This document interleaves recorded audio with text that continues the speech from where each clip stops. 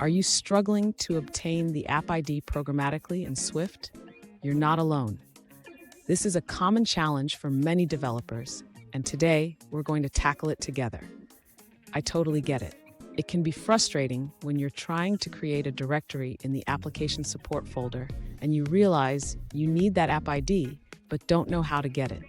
You're in the right place to find a solution.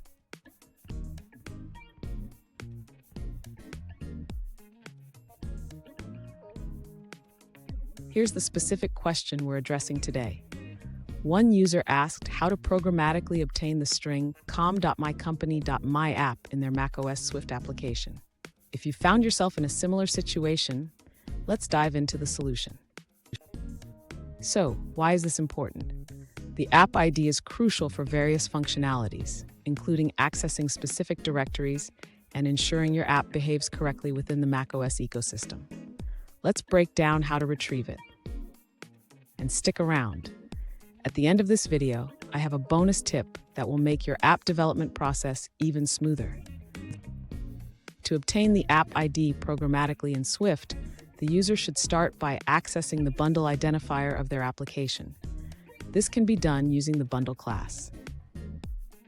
Next, the user can use this bundle identifier to construct the desired string format. The user should ensure that the string is formatted correctly for their directory path. After constructing the directory URL, the user should verify that the directory exists. If it does not, they can create it programmatically.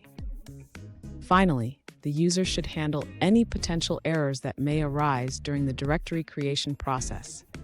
This ensures that the application runs smoothly. Fun fact: did you know that the bundle identifier is like your app's unique fingerprint? It helps the system recognize your app among millions. Now let's look at the answers provided by other users. An alternative approach to obtain the app ID programmatically in Swift is quite straightforward. You can use the bundle identifier from your app's main bundle.